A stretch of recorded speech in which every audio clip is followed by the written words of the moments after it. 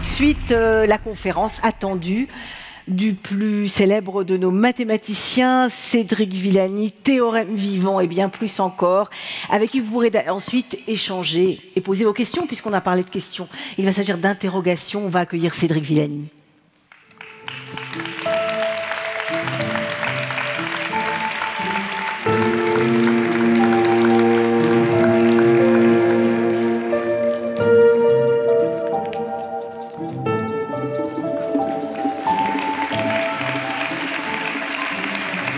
Bonsoir, cher Cédric.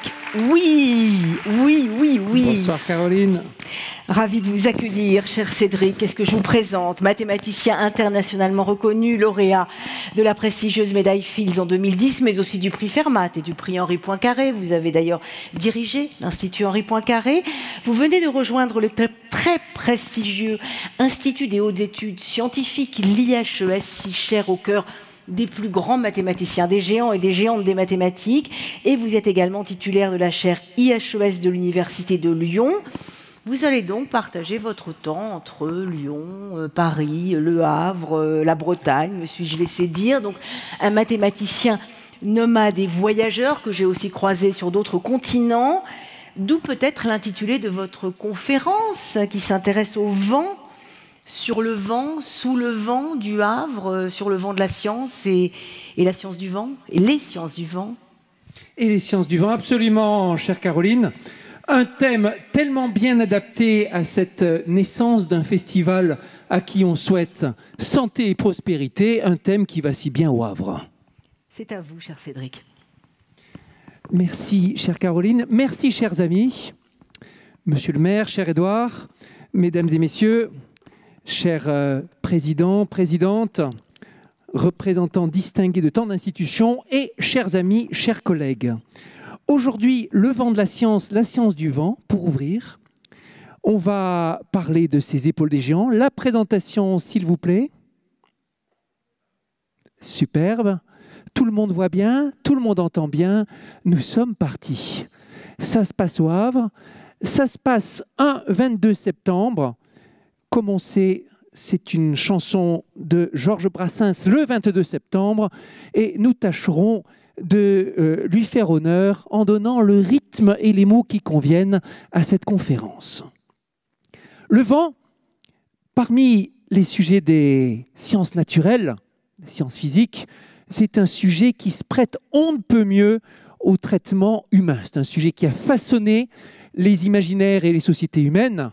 Et ça se voit dans certaines des productions et des profils humains les plus marquants qui sont associés au vent. Je recommanderais l'ouvrage de l'anthropologue Jean-Loïc Lequelec, Par vents et par mots, qui, outre qu'il recense plus de 600 vents qui ont un nom à travers le monde, décortique tous les mythes, mythologies, toutes les constructions humaines qui ont été construites, si je puis dire, assises sur le vent. Le travail incroyable de Chris Watson, qui a sillonné le monde en enregistrant partout les bruits de la nature, de l'environnement, et en particulier des centaines d'enregistrements de vent dans des circonstances incroyables. C'est à la fois un travail de documentation scientifique et une œuvre d'art et un témoignage de toute la beauté que le vent apporte à notre monde.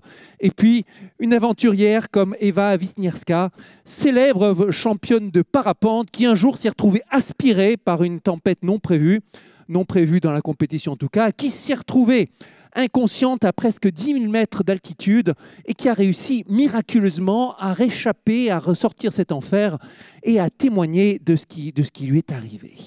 Un vent donc qui participe à façonner nos mythologies, nos imaginaires, nos mots. Et c'est un exercice que vous pouvez faire les uns et les autres. Asseyez-vous 10 minutes en vous demandant quelles sont les paroles de chansons marquantes ou que j'aime bien dans lesquelles le vent se retrouve cité, ou les poésies ou qui sait quoi. En quelques minutes, vous en aurez tant que vous voulez. Venant du théâtre, venant de la chanson, tellement c'est quelque chose qui vient enrichir notre culture, quelque chose sur quoi on s'appuie pour des métaphores. Le vent dans les mots. Et à ce stade, je me permettrai de rendre hommage à une librairie qui a bercé mon enfance dans la campagne corrézienne. Le vent dans les pages, librairie du libraire emblématique François Jeannot, l'un des créateurs du festival littéraire de Brive, qui aujourd'hui est l'un des plus importants en France. C'était le meilleur ami de mon père du temps où nous étions à Brive.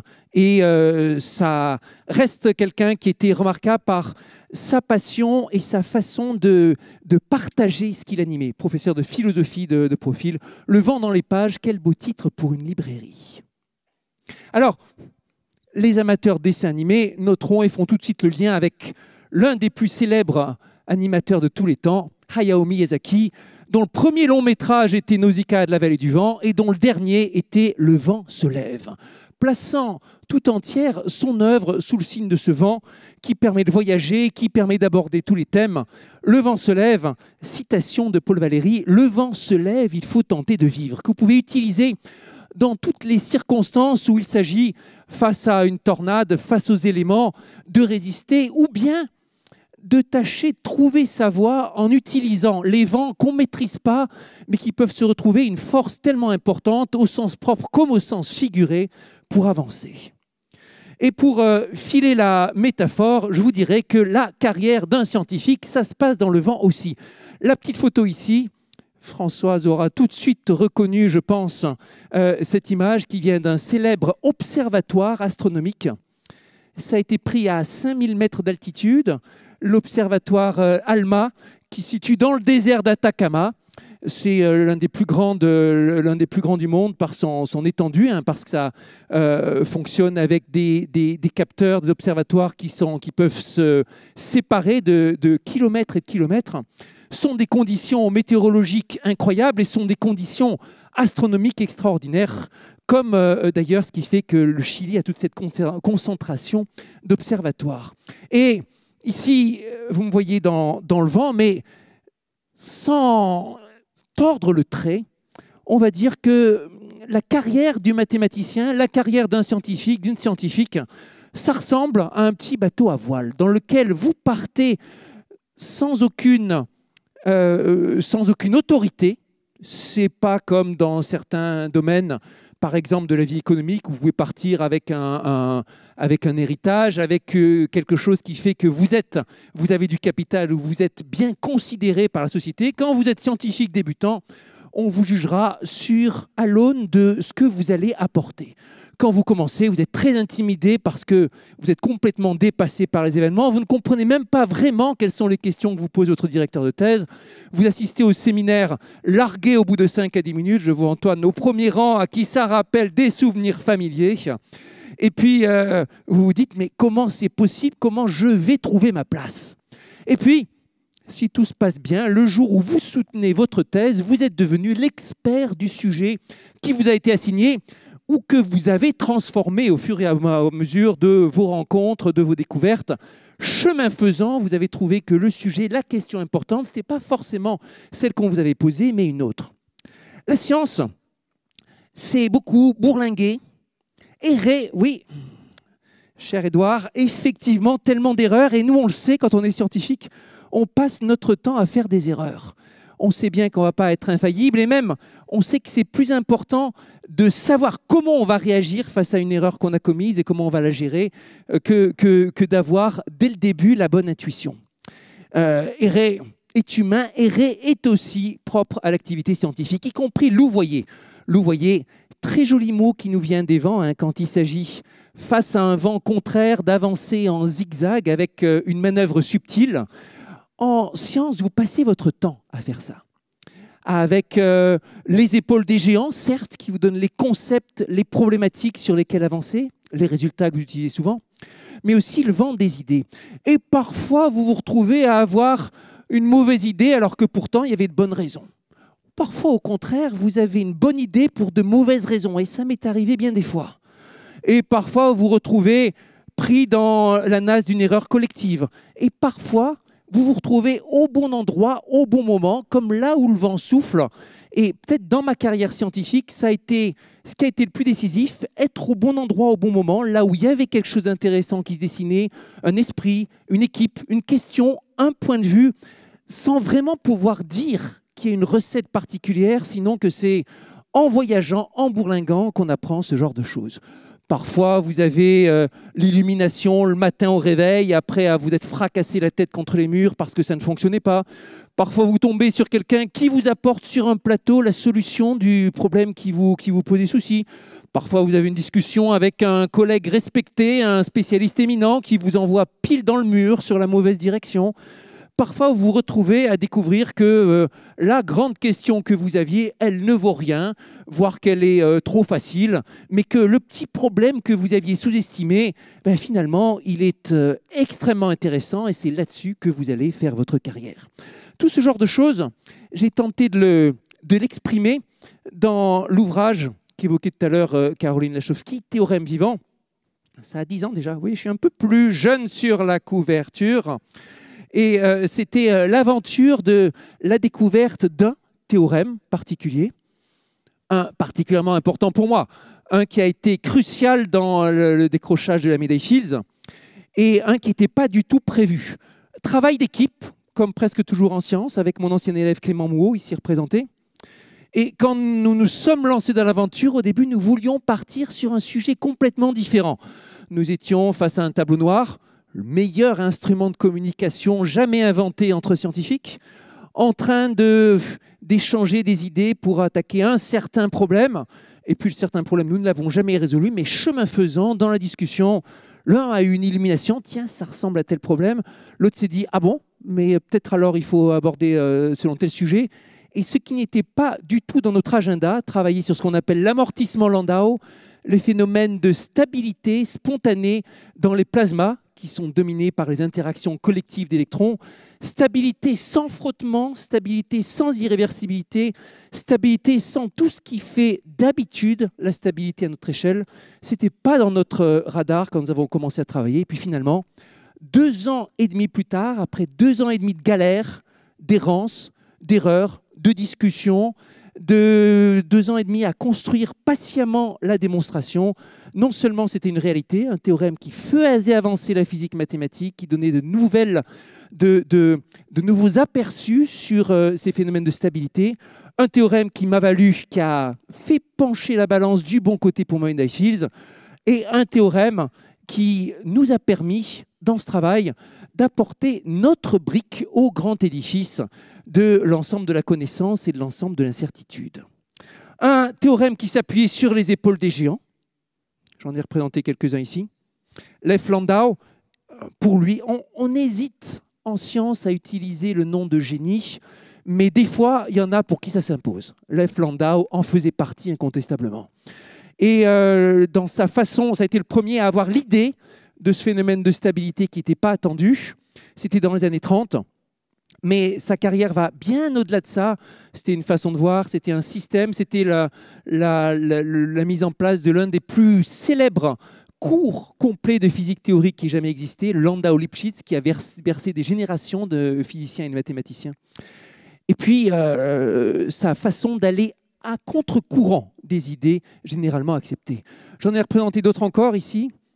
Les mathématiciens, physiciens, Kolmogorov, Arnold et Moser, dont le nom est associé pour toujours dans une célèbre théorie de la stabilité des systèmes mécaniques.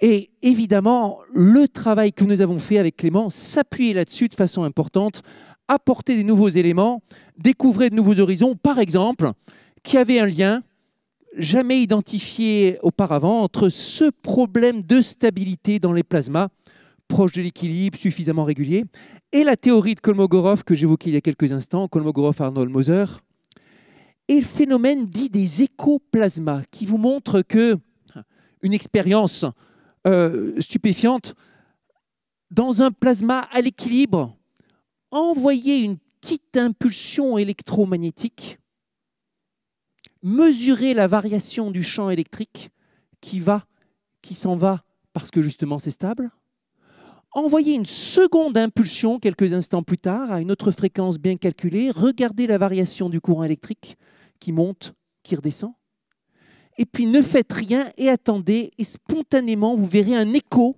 sans que vous ayez rien fait. Le plasma qui était revenu à l'équilibre va sortir de l'équilibre spontanément. Quelque chose de paradoxal. quelque chose qui a agité le monde de la physique quand ça a été d'abord imaginé puis mis en œuvre de façon expérimentale dans les années 60. Quelque chose qui est profond et qui traduit bien le fait que cette stabilité des plasmas, elle est subtile, elle n'est pas habituelle.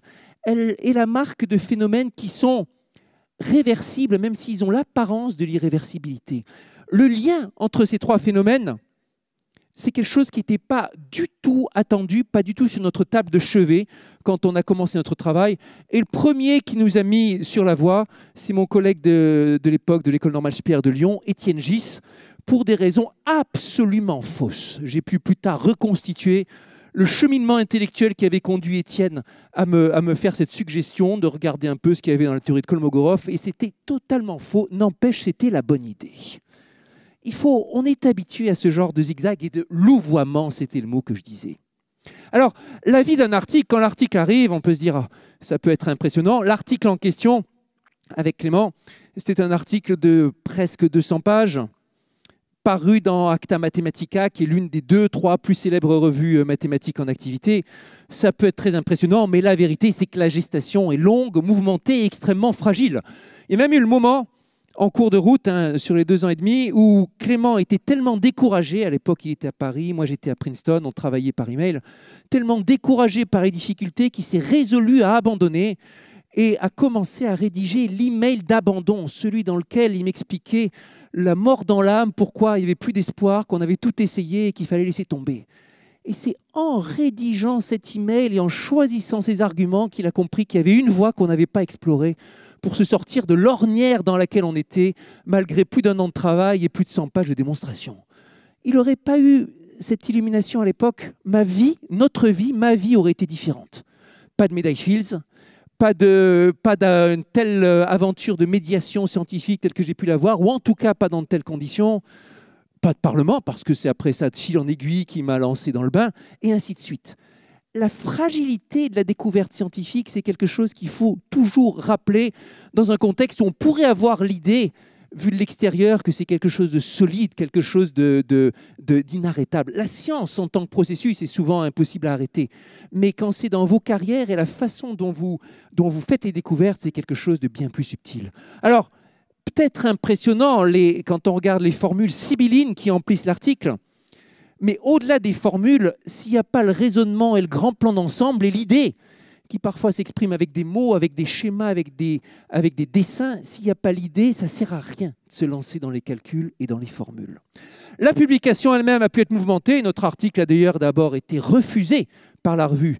Et de toute façon, c'est une bonne chose qu'il ait été refusé parce que la version que nous avions d'abord soumise n'était pas la bonne version, pas la meilleure. Bon, il restait des fautes, mais surtout, le résultat était bien en deçà du résultat qu'on était capable de faire et on n'y croyait pas. Le fait d'avoir essuyé ce refus nous a motivés pour améliorer les résultats encore. Les colloques et les conférences qui ont suivi, c'est quelque chose qui est absolument exaltant. Quand vous avez triomphé des difficultés, vous êtes tellement fiers de présenter ce que vous avez compris. C'est fait partie des moments extraordinaires dans la vie d'un scientifique, encore plus quand les difficultés ont été importantes. Et puis après, la publication, c'est seulement la naissance du théorème. Après, il a toute sa vie.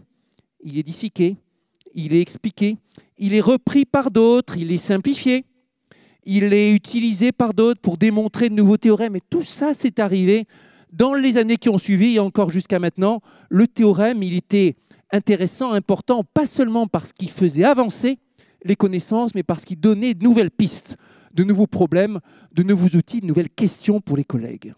Et il s'inscrit aussi, pas seulement dans l'histoire mathématique, mais dans l'histoire des humains, dans l'histoire des problèmes, dans l'histoire des idées, dans les arts, les techniques et la culture.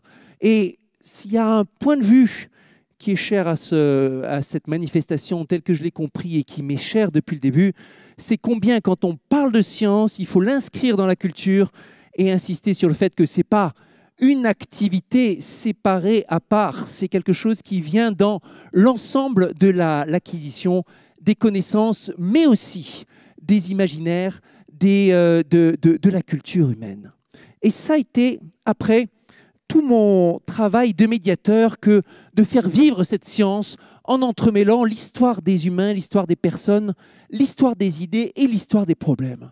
Et dans le petit moment qui vient, je vais m'attacher à esquisser à très grands traits une telle histoire en parlant du vent, comment c'est un sujet humain et comment c'est un sujet scientifique, et quelques-uns des thèmes qui seront repris, améliorés, explorés dans les 2 jours qui viennent par des personnes, pour certains, bien plus expertes que moi sur ce sujet.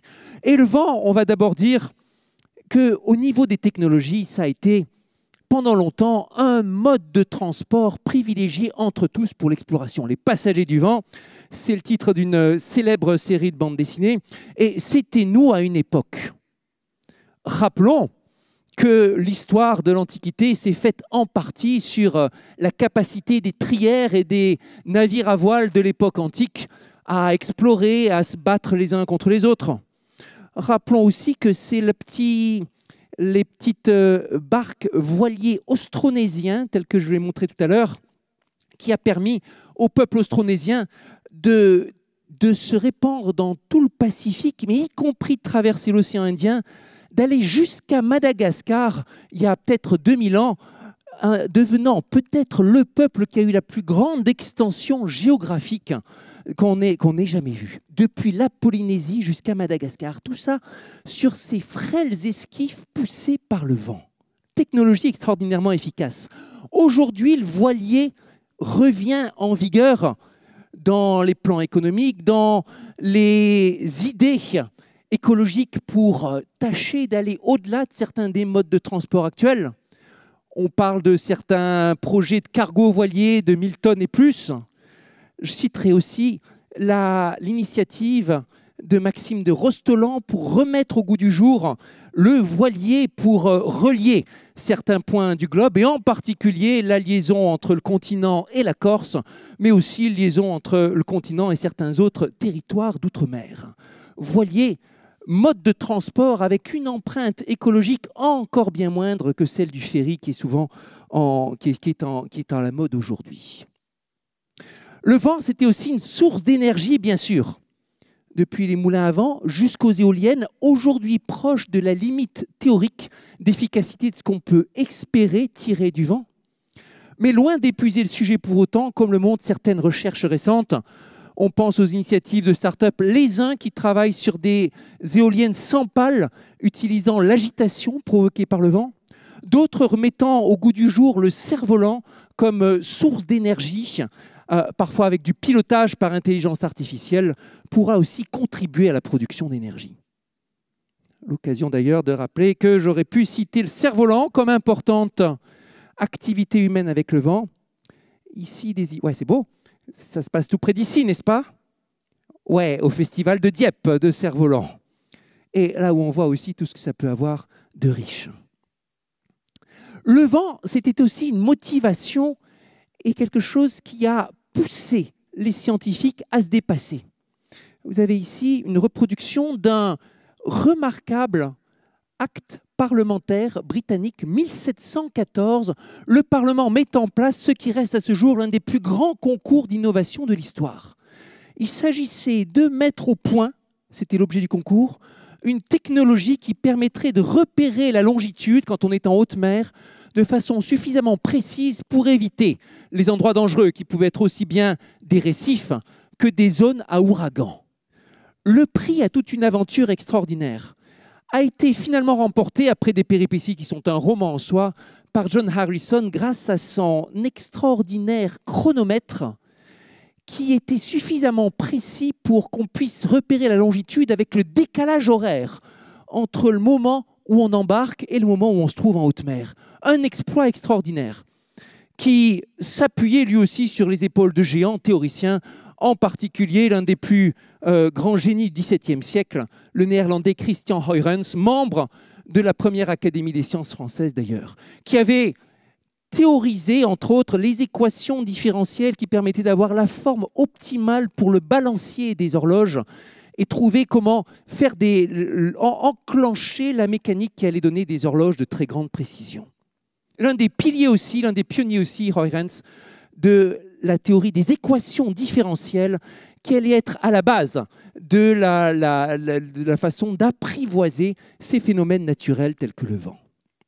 Alors, c'est au XVIIe siècle que se lance le grand mouvement moderne d'acquisition de données, où on se met à mesurer des pressions, qui portent d'ailleurs le nom d'un autre de ces génies du XVIIe siècle, Blaise Pascal, où on se met à mesurer des températures de façon précise, à recueillir des pluviométries, à mesurer les vents, d'abord dans leur direction, puis dans leur vitesse, commençant tout le processus qui allait mener aux instruments de météorologie moderne. Ici, l'anémomètre, le baromètre, l'hygromètre, le thermomètre, le pluviomètre, la girouette, ou bien plus récent, le lidar, ces dispositifs qui permettent, avec des lasers, de mesurer de façon très précise la vitesse des vents sur tel ou tel périmètre. C'était donc au XVIIe siècle que se lance ce grand mouvement et qui continue de nos jours, l'acquisition de données de plus en plus précises. Avec ses Huygens ou Pascal, incidemment, Pascal fête ses 400 ans en 2023. Ce sera l'occasion de grandes célébrations nationales pour quelqu'un qui est l'un des plus grandes gloires de l'histoire française, philosophe, théologien, mathématicien, physicien, économiste, inventeur du système de bus, et qui a été transformé en langage informatique, en billets de banque, en nom de start-up et tout ce que vous voulez, un de ces destins extraordinaires qui montre bien combien les disciplines scientifiques sont reliées les unes avec les autres et qui montre bien combien toutes les problématiques se répondent. Ici, quelques-unes de ces différentes images depuis le relevé fait à la main de température soigneusement à travers les décennies et les siècles, jusqu'aux images calculées, recalculées par ordinateur, qui montrent toute la précision dans la description auquel nous sommes arrivés aujourd'hui de ces phénomènes naturels. Parfois avec de belles expériences jolies, malines comme celle-ci, qui vous montrent les trajectoires du vent autour des ailes d'une chauve-souris. Pourquoi s'intéresser au vent autour de la chauve-souris? La réponse, parce que c'est intéressant. Bien insister sur le fait que, même si la société voit la science comme le moteur numéro 1 d'innovation et de progrès technologique, les scientifiques voient la science avant tout comme une façon d'assouvir leur curiosité. Et il est impossible de séparer les uns des autres. Il n'y a pas des recherches qui seraient menées pour la curiosité et d'autres qui seraient menées pour les applications. C'est tout entremêlé d'une façon qui est indémêlable. Et toutes les questions qu'on a pu se poser sur le vol des animaux, que ce soit les oiseaux ou les chauves-souris, la technologie, sont liées avec des questions extraordinairement pratiques. C'est au XVIIIe siècle qu'émergent les équations de la mécanique des fluides. Se dire qu'on pouvait mettre en équation le mouvement de l'air, le mouvement des vents, le mouvement des fluides, c'était un défi conceptuel extraordinaire. Là encore, ce sont des géants, Euler, Bernoulli au XVIIIe siècle, plus tard au XIXe siècle, Coriolis, Navier, Stokes, on aurait pu citer Clapeyron et d'autres. Certaines de ces équations peuvent s'écrire en quelques lignes. D'autres peuvent prendre des centaines de pages une fois développées. Ce n'est pas forcément leur taille qui fait leur complexité. L'équation la plus ancienne de toutes, l'équation de l'air incompressible, écrite par Euler en 1755 ou 1757, qu'il tient en une ligne et en quelques phrases, quelques symboles, pardon, est aujourd'hui encore considérée, que ce soit en mathématiques ou en physique, comme l'une des plus difficiles de toutes. Extraordinairement compliqué. Il y a un prix de $1 million à qui saura en montrer que les équations de Navier-Stokes gardent une certaine régularité, mais c'est même pas mis à prix le même problème pour les équations de l'air, c'est encore un ordre de grandeur au-dessus. Voici l'une de ces situations qu'on peut explorer grâce aux équations. D'abord, on le faisait en les résolvant explicitement, puis on l'a fait de façon calculatoire, j'y reviendrai. Par exemple ici, pour ce qu'on appelle l'effet Magnus. Qui sait ce que c'est que l'effet Magnus? Oh là là, tout le monde ici l'a pratiqué. Oui.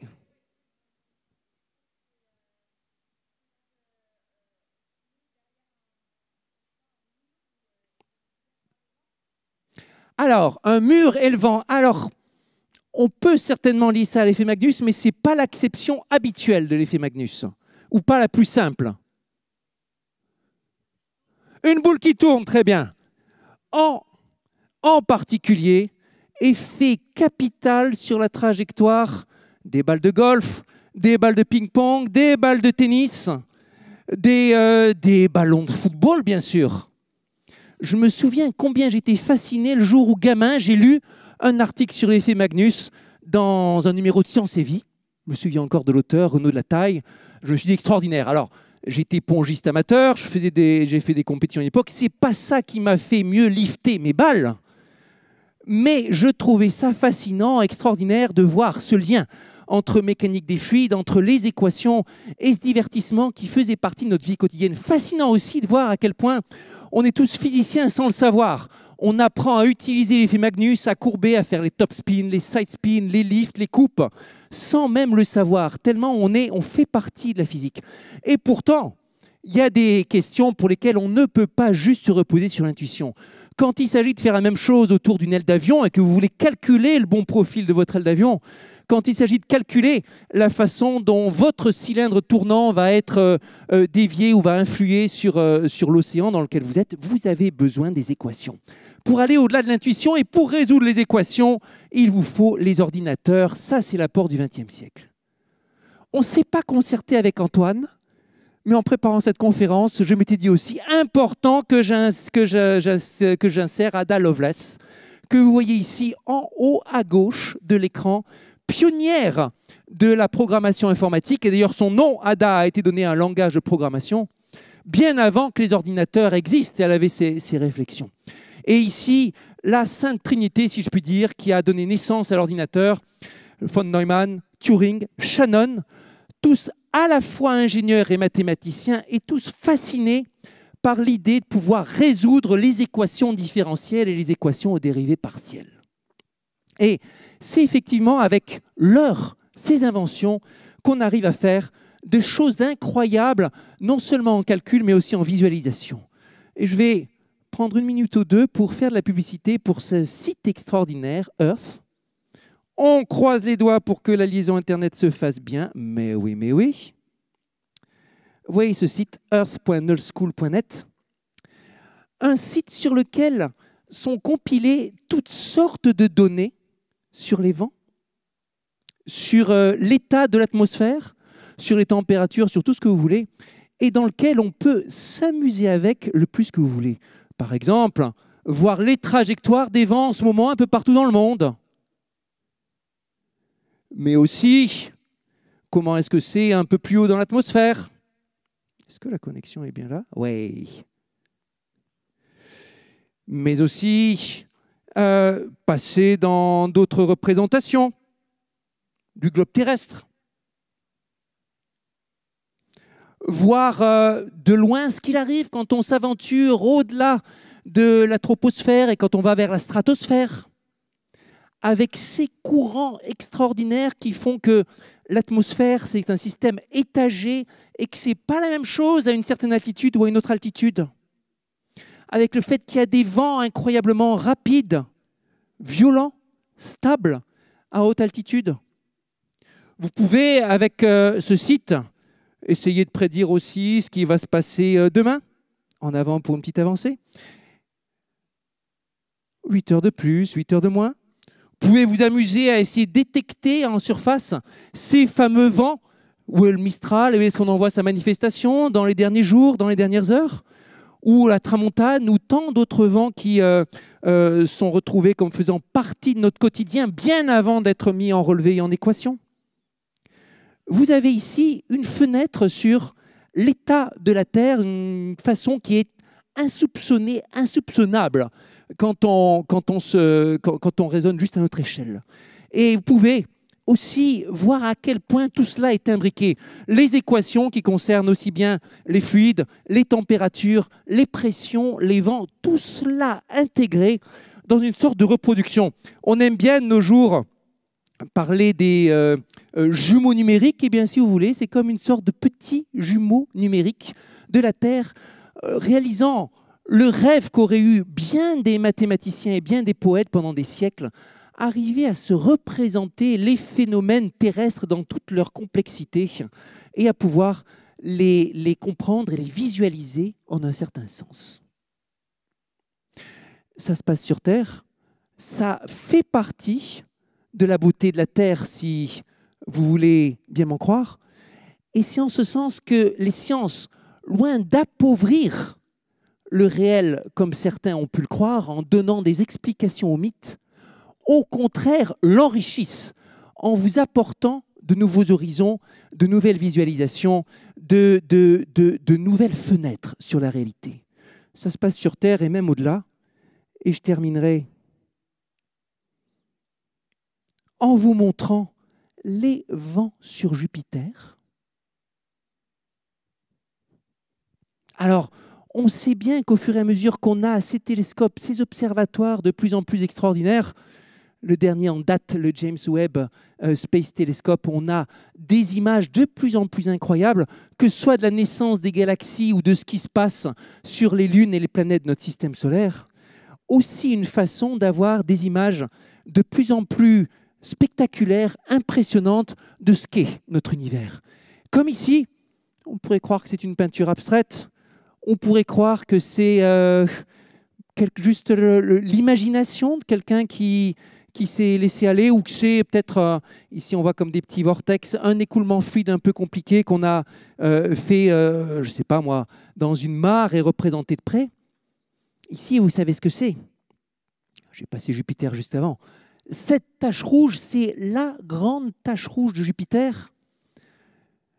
Imaginez un ouragan qui souffle sans discontinuer depuis au moins 350 ans, avec des températures typiques qui sont de l'ordre des plus grands vents qu'on ait jamais enregistrés dans notre histoire, des 400-500 km/h, extrêmement stable, toujours là, visible même de la Terre, participant au mystère, à la beauté de cet astre jupitérien. Et là, encore une fois, dans une compréhension qui est à la fois une démarche poétique et une démarche d'accroissement de la précision et de notre compréhension des modèles mathématiques de la physique, avec toutes les retombées technologiques que cela impliquera. Chers amis, je vous remercie d'avoir été si attentifs.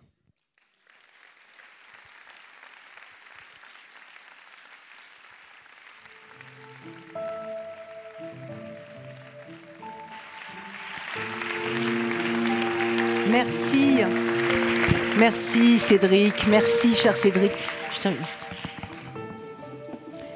Merci de nous avoir interrogés sur les vents, de nous avoir parlé. Il y a eu des mots extraordinaires. Erreur, louvoyer, curiosité. Et puis, quel vent fait-il sur Jupiter?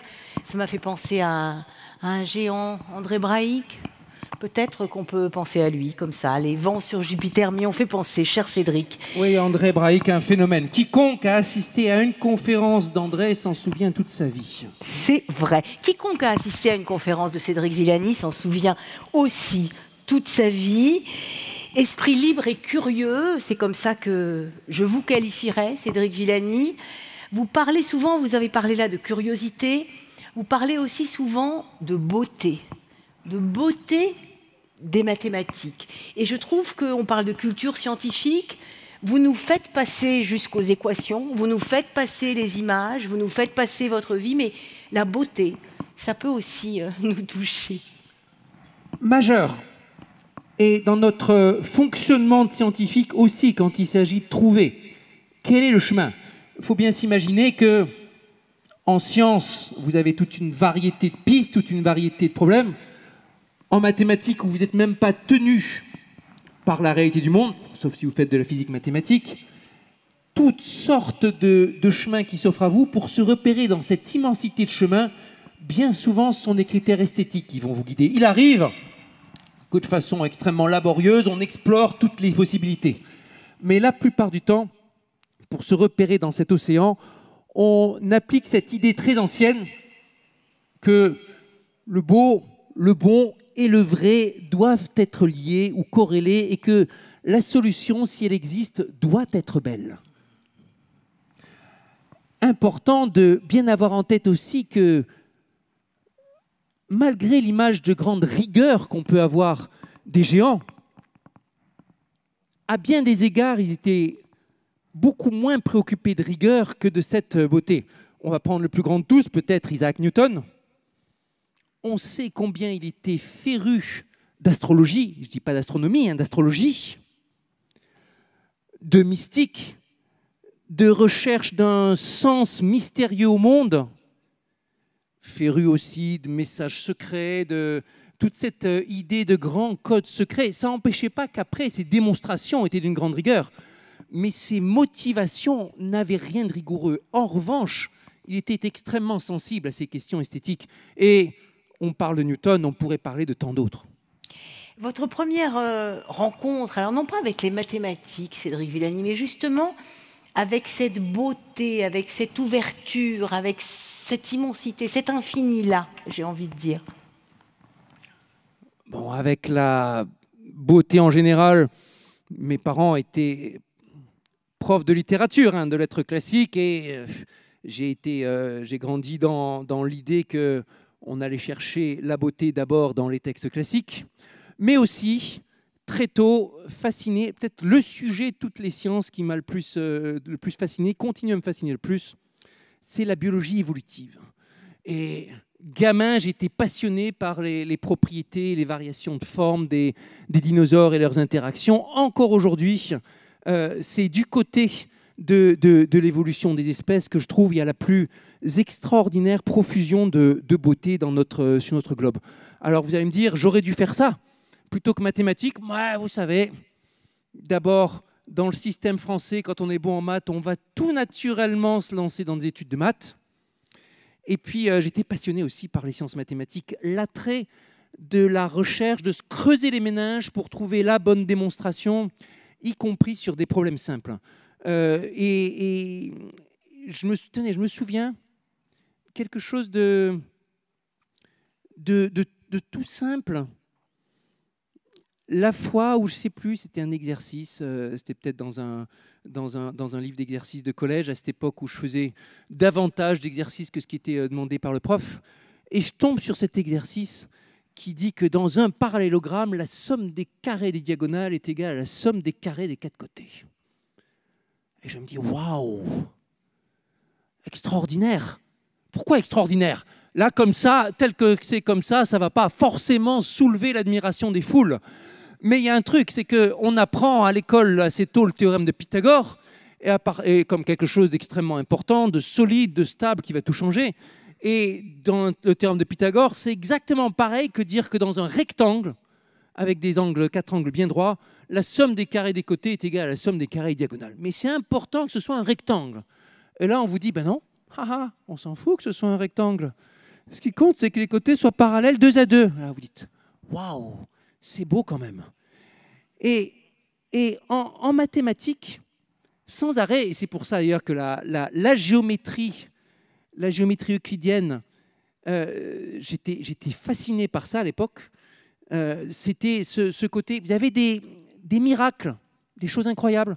Les 3 droites qui se rencontrent, ou les 9 points qui se retrouvent sur le même cercle, ou les 2 droites, les 2 segments construits comme ceci, comme ça, qui ont exactement la même longueur. Ça semble un miracle. Et votre boulot, c'est de transformer ce miracle en jolie démonstration. Démystifier, remplacer cet émerveillement de la surprise par l'émerveillement de la beauté, de la démonstration qui tient bien debout. Alors ça, c'était l'époque où la géométrie était ma matière favorite. Ensuite, ça a été l'algèbre.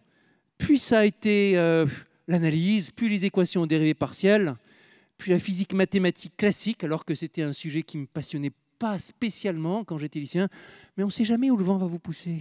On ne sait jamais où l'on va vous pousser. Il y a l'intuition aussi. Et vous parliez à l'instant, Cédric Villani, de physique, mathématiques. Les mathématiques, c'est plus dans l'abstraction. La physique cherche plus à comprendre les phénomènes du monde. Mais en même temps, tout est lié. Là encore. Oui, et puis la vérité, c'est que mathématiques et physique, c'est une histoire d'amour solide et durable depuis au moins le XVIIe siècle. Très solide. Alors, informatique, c'est peut-être encore plus proche de mathématiques, mais on peut dire que l'informatique, c'est né de la mathématique et puis ça a pris son indépendance. Mais mathématiques et physique, ça a commencé de façon disjointe. Il y avait d'un côté les observations sur les phénomènes naturels et de l'autre côté les observations géométriques. Il a fallu peut-être 2000 ans pour qu'on découvre que les ellipses, ces fameuses figures que les Grecs admiraient pour leur construction géométrique, étaient aussi la solution en première approximation d'un problème qui les passionnait, qui était celui des trajectoires des planètes. Et les deux se développaient complètement indépendants avant de se retrouver. Mais à partir du XVIIe siècle, c'est une histoire extrêmement proche. Et on peut même dire que les grands... Tout à l'heure, quelqu'un parlait de Galilée, je pense, pour l'observation de Jupiter. Grand mathématicien, grand physicien. Newton, c'est pareil. Leibniz, pareil. Pascal, Descartes, tous.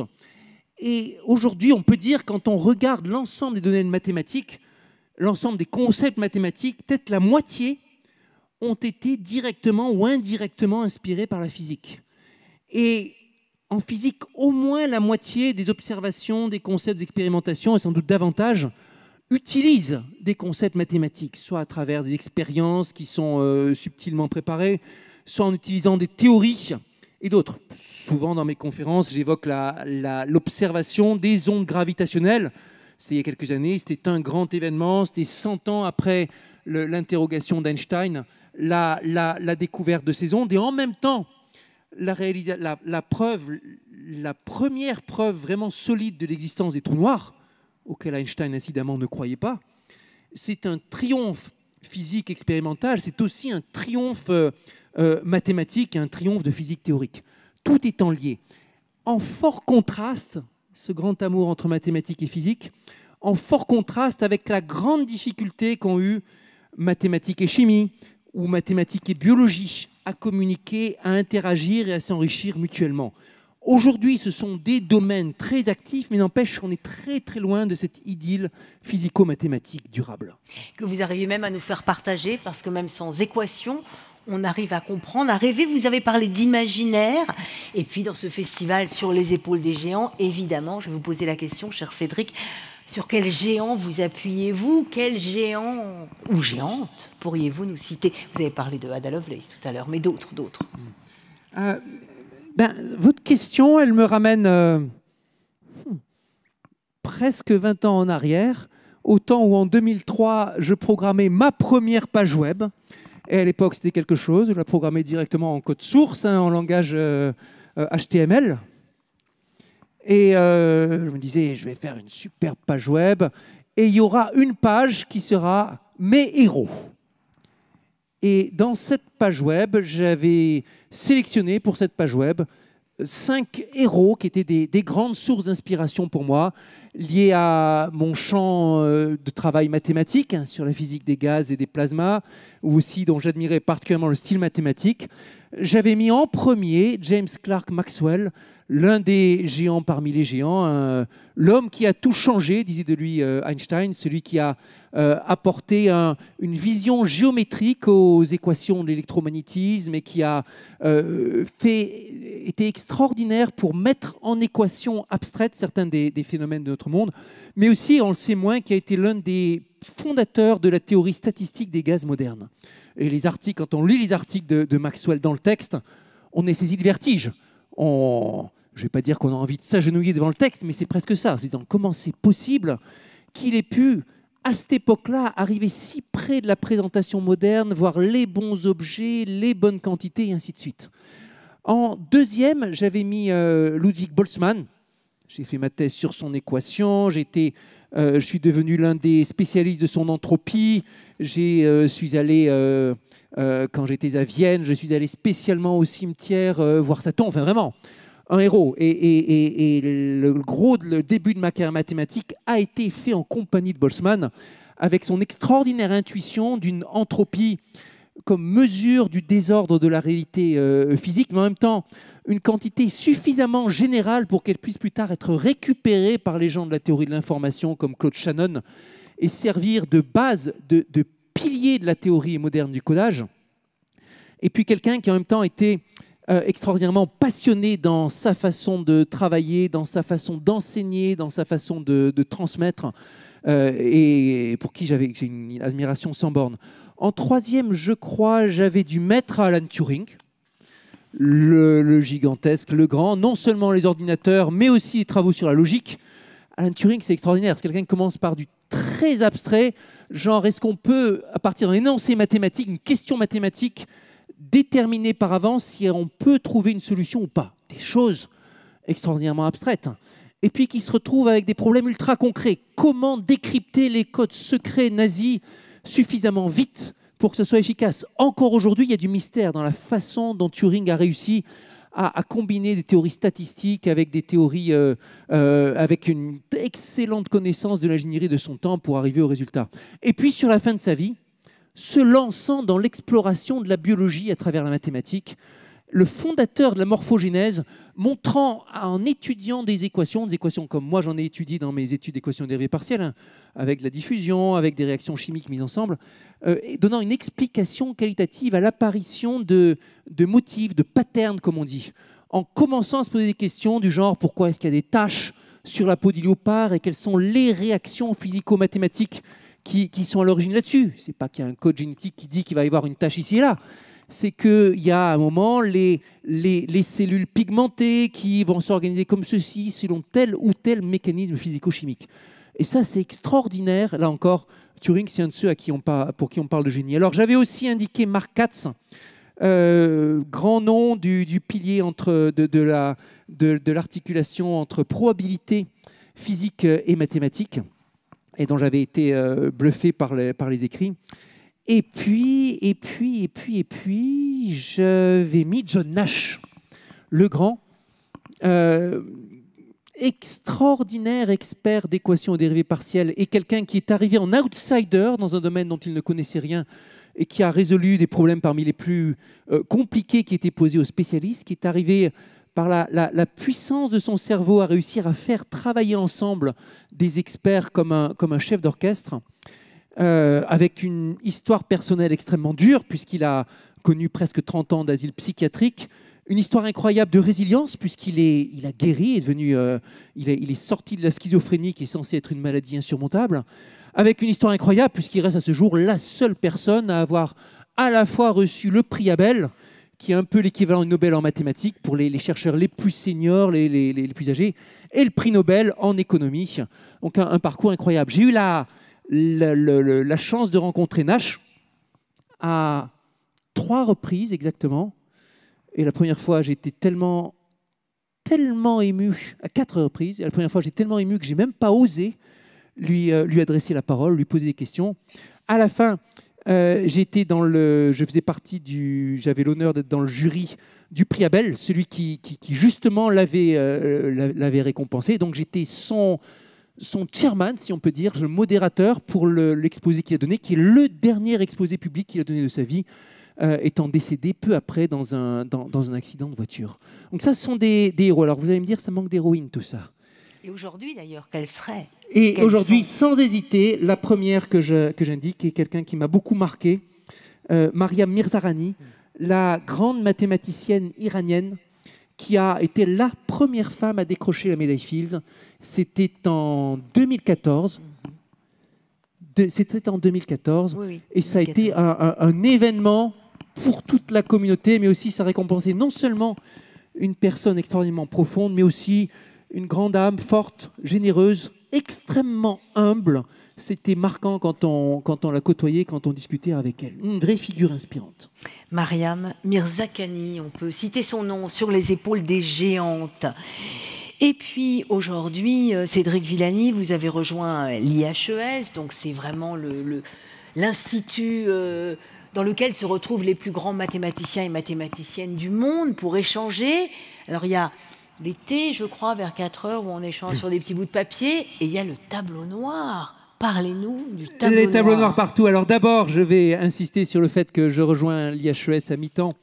Mon autre mi-temps étant consacré à l'université Lyon 1, et mentionner que depuis mon premier poste universitaire permanent, c'était en 2000, je suis resté fidèle à l'université de Lyon, d'abord à l'École normale supérieure de Lyon, où ont été accomplis mes travaux les plus importants, puis à l'université Lyon 1, l'université qui m'a loyalement soutenu quand je me suis retrouvé en détachement à Paris pour être directeur d'institut, puis pour être parlementaire, et qu'il était tout naturel, tout à fait normal que je continue à fréquenter pour y donner des cours et participer à la vie intellectuelle lyonnaise une fois cette mission parlementaire effectuée. Donc à Lyon d'une part, et puis à l'IHES, cet institut situé à Bure-sur-Yvette, en Essonne, dans un territoire assez extraordinaire, à la fois intégré à la galaxie Paris-Saclay et en même temps dans un territoire qui est inspiré de l'Institut des études avancées à Princeton et qui, où tout est propice à la sérénité, à la relaxation, à la marche parmi les arbres, avec le thé, avec aucune obligation. Quand vous êtes enseignant à l'IHES, on vous fait confiance pour vous organiser, pour animer des séminaires, pour faire des conférences, pour discuter, mais vous n'avez aucune obligation. Et un institut dans lequel se sont succédés, pour le coup, des géants, comme Alexandre Grothendieck, peut-être le mathématicien le plus admiré de la deuxième moitié du XXe siècle, comme Misha Gromov, l'un de mes héros personnels, et qui a été une vraie grande source d'inspiration aussi pour moi, et comme bien d'autres encore qui sont passés, comme Nicolas Kuiper, comme Oscar Lanford, comme Pierre Deligne, etc., etc. Et tous se retrouvent autour de ce C'est tableau intimidant noir. au début, vous savez. Alors au début, je me souviens, la première fois que je suis allé à l'IHES, j'étais vraiment intimidé en me disant c'est pas possible. Tous ces grands noms, il y a aussi Thibaut Damour, qui est peut-être le plus grand spécialiste français, théoricien français de la relativité générale. Vous avez aussi donc ces grands physiciens. Vous avez David Ruel, qui était un monument en matière de système dynamique. Vous avez Alain Cohn, qui est en partiel là, et tout ça. Donc vous vous dites, mais comment c'est possible? Vous êtes tellement intimidé. Et puis au bout d'un certain temps, vous y prenez vos habitudes, vous vous y sentez comme chez vous, vous vous retrouvez à la cafétéria, à la cantine, moment très important dans la vie des scientifiques, à échanger avec les uns avec les autres, partie de la famille. C'est ça, partie de la famille, à être interdisciplinaire avant de laisser la parole et peut-être des questions au public, puisqu'on est dans un festival de culture scientifique, de passage finalement. Vous êtes un grand transmetteur, vous l'avez dit, on s'en est rendu compte encore ce soir. J'ai eu la chance de vous croiser sur d'autres continents, en Afrique, au Sénégal, au Cameroun, où vous avez aussi beaucoup essayé de faire passer les sciences mathématiques et de dialoguer avec les jeunes. La transmission, c'est fondamental quand on est scientifique, quand on est mathématicien, quand on sait que c'est aussi une question de curiosité. Réponse, c'est fondamental pour la discipline. Pas forcément fondamental pour les personnes. On en connaît, et j'en ai connu, des gens qui sont des grands scientifiques, d'immenses mathématiciens, absolument pitoyables en transmission. Des gens même, ça vous fait complètement rager. Vous êtes là en face d'eux, vous essayez de savoir comment tu as eu cette idée, là, ce truc génial, et ils peuvent rien faire d'autre que bredouiller quelques phrases, s'excuser, partir, prendre la tangente. Il y en a comme ça, ils existent. Et puis à côté, vous avez aussi des gens dont ça fait partie du métier, de la vie, en mathématiques, en physique. Parmi ceux qui ont pu m'influencer, je citerai de façon très forte Étienne Gis, pilier de la vie scientifique lyonnaise et qui a été mon voisin de bureau pendant des années à l'École normale supérieure de Lyon. On disait à une époque d'Étienne que c'était rien moins que le meilleur conférencier en mathématiques du monde. C'était ce qui se disait dans la communauté mathématique. Évidemment qu'Étienne a influé sur mon style et qu'il y a des choses qu'il m'a transmises sur l'art de la transmission scientifique. Je parlerai aussi, puisque c'est dans les références scientifiques, de passeurs qui m'ont beaucoup marqué quand j'étais plus jeune, quand j'étais enfant ou ado. Stephen Jay Gould, le grand, l'unique sur l'évolution des espèces. Douglas Hofstadter, l'extraordinaire auteur de Gödel, Escher et Bach, qui avait pas son pareil pour mettre la mathématique et les sciences au sein des arts et les faire dialoguer avec la musique, sont des auteurs dont le style aussi m'a influencé. Et pour moi, en ce qui me concerne, je dirais, issu d'une famille d'enseignants, enseignant moi-même avant tout, c'était, je crois, cheville au corps, comme c'était le cas pour mes parents. C'est donc à vous de jouer maintenant. Si vous avez envie de poser quelques questions à Cédric Villani, on peut poursuivre notre discussion, mais des hôtesses sont dans la salle avec des micros. On va vous demander de lever la main. Si vous osez, il faut oser. Hein. Face à Cédric Villani, on peut tout oser, je crois. Je vois une main qui se lève devant. Je crois qu'il y a des micros qui vont circuler. Voilà, le micro vous arrive. bonjour. Merci pour votre conférence, c'est très intéressant, merci. Est-ce que vous connaissiez votre vocation ou votre passion et que ça allait encore durer jusque peut-être la fin de votre vie, enfin encore, j'espère, très longtemps. Merci. Non mais ça, c'était pas volontaire. Non, mais la question est excellente. La question est excellente et la réponse, la brève réponse est non, j'en savais rien. Je ne savais pas quel métier j'exercerais plus tard. J'avais même pas idée que c'était un métier contemporain, si vous voulez, chercheur en mathématiques ou en sciences. Le jour où, au collège, on me faisait remplir ces petites fiches du genre qu'est-ce que tu veux faire plus tard et tout ça, je crois que j'ai répondu ingénieur. Ingénieur, je savais que c'était un métier qui existait et tout.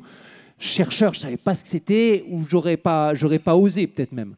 Donc, j'avais pas ça en tête. Et je savais que chercher des problèmes, chercher à résoudre des exercices, ça me passionnait. Et je savais que j'étais passionné par les petits bouquins de sciences que mon père ramenait des puces au hasard d'avoir chiné ici et là. C'était quelque chose juste qui me plaisait. Dans ma carrière, j'ai eu au moins 2 crises véritables de vocation, de ces moments où on se dit finalement est-ce que les sciences c'est fait pour moi et peut-être je vais passer à complètement autre chose. La première, c'est quand j'étais encore élève, c'était à l'école normale supérieure, c'était en 3e année, et c'était le moment où je m'étais fait élire président de l'association des élèves. Bureau des élèves, c'est passionnant. J'étais très occupé cette année-là, qui était le bicentenaire de l'ENS, incidemment, à organiser les activités des différents clubs, à superviser la mise en place du bal du bicentenaire, etc., à réorganiser les processus au sein de l'école et tout ça. Et j'aimais vraiment ça. Et ma thèse, qui était juste démarrante, en fait, ne démarrait pas. Et mon directeur de thèse commençait à trouver que j'abusais. C'était Pierre Lullions, médaille Fields 1994, très intimidant, un esprit extrêmement puissant, comme j'avais pu m'en rendre compte en l'approchant, en discutant de près, avec une faculté à aborder les questions difficiles frontalement qui était bien supérieure à la mienne, même encore aujourd'hui. On a des styles différents. Il y a d'autres choses dans lesquelles je me suis montré très efficace, comme trouver les bonnes collaborations, trouver les bonnes questions ou autres, mais discuter avec Lyon, c'était quelque chose de franchement intimidant. Je ne comprenais pas vraiment les questions qui m'étaient posées. Il y avait, et puis je me disais, de toute façon, puis la recherche, qui c'est pour moi, et puis peut-être que finalement, je vais me lancer dans la haute administration, puisque après tout, j'aime bien ça, président de BDE. Bon. Heureusement pour ma carrière scientifique, mes enseignants à l'ENS ont su me rattraper. Alors, mon directeur de thèse avait essayé de me bouger. Je me souviens encore de sa petite carte combinatoire pour les vœux. Il serait temps de se mettre au travail. Oh là là, je n'avais pas avancé d'un iota. Pourtant, ça faisait des mois que c'était censé avoir commencé. Et puis, mais le vrai coup de génie, c'est quand les enseignants à l'ENS m'ont fait miroiter un poste d'agrégé préparateur, d'assistant professeur à l'ENS. En me disant, ouais, vous avez eu un bon rang d'entrée, un super rang d'agrégation, vous êtes dans un sujet intéressant parce qu'on manque de personnes pour encadrer en équation dérivée partielle. Si votre thèse avance bien, ben, on pourrait penser à vous comme étant l'un des prochains Caïmans, quoi, agrégé préparateur. Oh, je me suis dit, extraordinaire, c'est ça qu'il me faut. Des fois, les carottes, c'est important dans la carrière. Je me suis remis à bosser presque du jour au lendemain.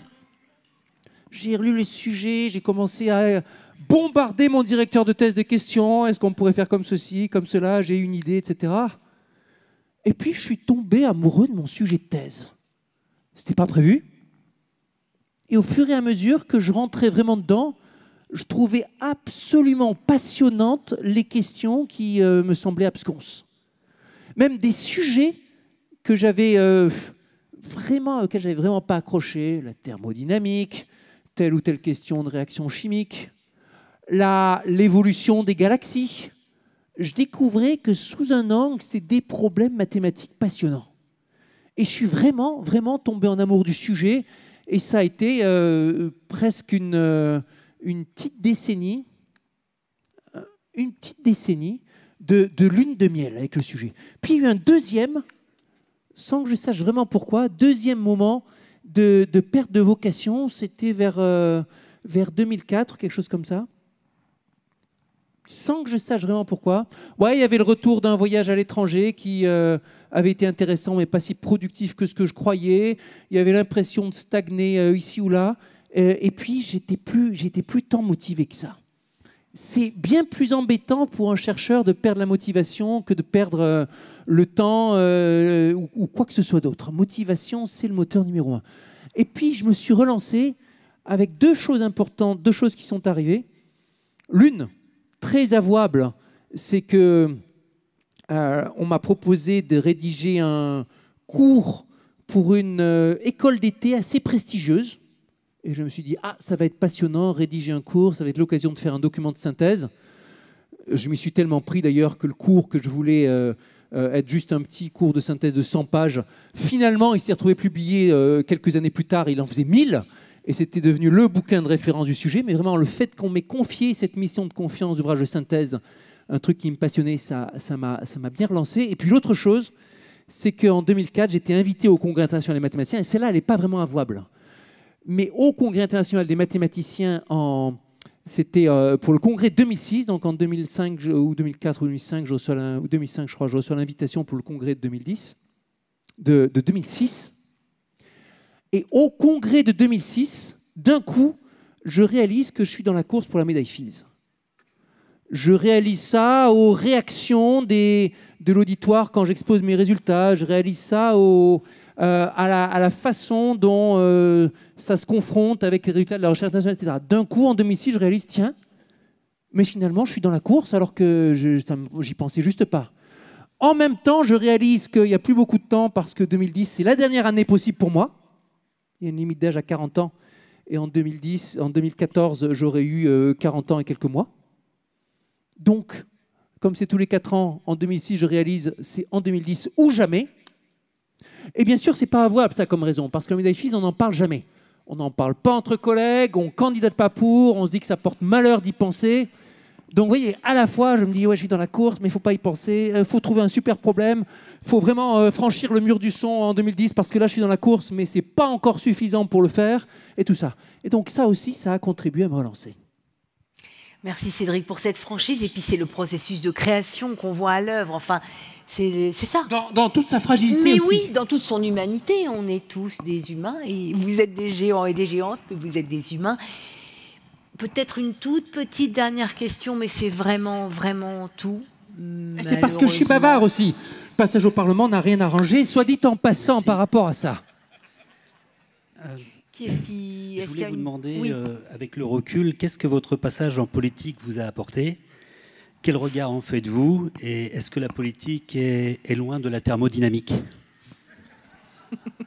Alors, vous avez 1 minute pour répondre. Oui, Cédric. Et puis il y a quand même la question d'un tout jeune là qu'on va prendre aussi. Si vous pouvez passer le micro ici, et je répondrai aux deux questions l'un dans l'autre. C'est important de penser aux géants, mais c'est important aussi de penser aux nouvelles générations qui viennent. Est-ce que ça peut pas sembler long de faire 2 ans de calcul tous les jours, des calculs et encore des calculs ? Alors, je vais répondre à celle-là en premier. D'abord, c'est comme quand on est je sais pas, si vous êtes un sportif de haut niveau, vous allez avoir votre entraînement tous les jours. Mais vraiment tous les jours. Si vous êtes un peintre, vous allez réfléchir, pas forcément peindre tous les jours, mais avoir en tête tous les jours, genre, qu'est-ce que je vais peindre, comment, quel sera le prochain projet, etc. etc. Donc, ça fait partie de cette discipline dans les arts créateurs où vous vous retrouvez. Et de fil en aiguille, au début, vous n'y pensez pas. Puis après, c'est naturel, c'est tous les jours, ça fait partie de l'entraînement. Et attention, il y a cette notion de douleur qui vient souvent avec. De la même façon que le coureur qui s'entraîne, chaque jour, il va souffrir parce que son 100 mètres, son 1000 mètres, etc., il sait que s'il n'y a pas l'effort qu'il y a avec, il ne s'entretient pas, il ne progresse pas. Chaque jour aussi, quand vous êtes en mathématiques, vous vous dites « mais que je suis bête, mais ce n'est pas possible, mais je vais le trouver le truc ou pas ? Mais je suis crétin ou quoi ?» et vous êtes là sans cesse à essayer de vous dépasser. Si on veut simplifier ma carrière mathématique, on va dire que quand j'étais en classe de 4e, à 12 ans, j'ai appris que c'était une démonstration. J'ai appris à l'école publique d'ailleurs. Et c'est le prof qui nous a expliqué, voilà, on va apprendre à faire des démonstrations. C'était une petite démonstration de quelques lignes sur un problème de géométrie. Et pendant les 12 années qui ont suivi, chaque année, j'ai appris à faire des démonstrations plus compliquées que l'année précédente. Et donc, ça vient de fil en aiguille et presque sans y penser avec cet entraînement. Modulo les moments où vous perdez la foi et où vous revenez. Exactement comme les sportifs. Des fois où ils abandonnent et où ils font leur comeback, des fois où ils ont la blessure, où ils changent de vie, etc. Et puis ils reviennent. Mais c'est quelque chose avec quoi vous vivez. Et puis, surtout ne pas penser que c'est facile pour les meilleurs. Même les meilleurs, même Einstein, même les autres, ils souffrent comme des damnés pour enfanter leurs plus beaux résultats, leurs plus belles théories. Einstein, après la relativité générale, il a dû s'aliter quasiment une année, tellement il était épuisé par les efforts intellectuels et même physiques que ça avait représenté. Et pour autant, à la fin, quand on regarde, ça fait partie des choses dont on est le plus fier dans ce qu'on a résolu. Le bouquin que je viens d'évoquer, les 1000 pages qui m'ont occupé pendant 3 ans, ou le théorème qui m'a mis 2 ans et demi à faire, quand je regarde, je dis voilà, là vraiment, il y a quelque chose dont je peux être fier. Et puis, les 2 ans, il y a plus encore. Prenez des gens comme Andrew Walsh, qui a passé quasiment sa vie à essayer de démontrer le théorème de Fermat, et puis qui est arrivé, l'un des extraordinaires accomplissements. Ou Grigori Perelman, 7 années à travailler sans le dire à personne sur la conjecture de Poincaré pour finalement le transformer en théorème. Peut-être l'accomplissement le plus important en mathématiques du XXIe siècle. Vous voyez, c'est... Alors, les gens se sont posé la question, comment ça se fait que Perelman n'a pas voulu du $1 million de récompense qui allait avec, n'a pas pris la peine de venir chercher sa médaille Fields et tout ça, oh là là. Nous, c'est pas ça qui nous a stupéfaits dans la communauté mathématique, c'est dire, mais c'est incroyable. 7 années sans en parler aux autres, et il arrive et il nous sort la démonstration qui résolvait, qui mettait le point final à un siècle de recherche sur la conjecture de Poincaré. Une démonstration qu'il a fallu 4 ans à la communauté mathématique pour vérifier. Et alors, 4 ans de vérification, vous imaginez ça? Effort collectif et tout ça, je connais très bien certaines des personnes qui ont fait la vérification, qui ont trouvé qu'il y avait plein de fautes dans la preuve d'ailleurs, mais pas des fautes graves, qui ne remettaient pas en cause la solidité de l'édifice. Comme un grand immeuble dans lequel il y a une fenêtre cassée ici et là, mais que finalement le grand plan était le bon et c'était juste génial. Et pour répondre très vite sur la question de ce que le passage en politique m'a apporté, sans faire de politique, d'abord, c'est quelque chose qui vous forge, ce moment où vous êtes au Parlement. Vous allez devoir prendre la parole, parfois sur un truc que vous avez bien préparé, parfois sur un truc que vous n'avez pas préparé, et il faut y aller. Parfois, vous vous retrouvez à attaquer frontalement sur le plan des idées quelqu'un qui est votre copain par ailleurs, et il faut y aller parce que vous défendez des idées opposées, et c'est pas de l'hypocrisie, c'est la règle du jeu que de défendre votre idée de votre mieux. J'y me suis retrouvé aussi à un endroit où c'était passionnant de se retrouver, passionnant et effrayant parfois, d'être sur le créneau scientifique en politique. Bon, au début, j'ai fait cette mission sur l'intelligence artificielle, commandée par monsieur le Premier ministre de l'époque, qui était une belle mission passionnante, dont je suis toujours très fier et tout ça. Mais en termes d'intensité, c'était encore plus incroyable cette articulation qui est arrivée quand il y a eu la pandémie, le Covid et tout ça. Rendez-vous compte, Édouard, ici présent, s'est retrouvé à l'Assemblée nationale à parler de R0, à parler de coefficient de doublement, à parler de ces paramètres mathématiques qu'on croyait réservés aux modèles mathématiques qu'on apprenait dans les cours de physique, mathématiques, mathématiques, épidémies et tout ça. On a vu à quel point c'était majeur pour certains problèmes, cette articulation scientifique-politique, et à quel point c'était difficile. Et on l'a vu dans ce que, par exemple, le Conseil stratégique de la recherche, qui est censé être l'organe qui conseille le gouvernement sur les sujets scientifiques, n'a juste pas fonctionné. De toute façon, on savait qu'il était dysfonctionnel depuis des années. Avec Antoine, souviens-toi Antoine, quand on siégeait dans les assises des États généraux de l'enseignement supérieur de la recherche, on disait « ouais, le Conseil, là, il ne fonctionne pas. Le Conseil qui concerne le gouvernement, il ne fonctionne pas. On va le transformer. On a fait le Conseil stratégique pour la recherche, il ne marche toujours pas. Il ne marche toujours pas. Et parce qu'il y a une question de culture qui est derrière et qui ne s'y retrouvait pas. Et tant que le politique n'a pas cette culture de faire appel et de cheminer de concert avec le scientifique, le con n'y est pas. On peut faire toutes les structures qu'on veut, quand la culture n'y est pas, ça ne fonctionne pas. L'un des grands atouts de ce festival, c'est justement qu'il est sous les auspices de belles personnes au plan culturel et de fortes personnalités au plan politique, et que les deux, par nature, s'y retrouvent associés dès le départ. Ce qui nous permet de formuler les meilleurs augures pour qu'ils puissent grandir et prospérer. Merci infiniment, Cédric Villani. Merci à vous tous.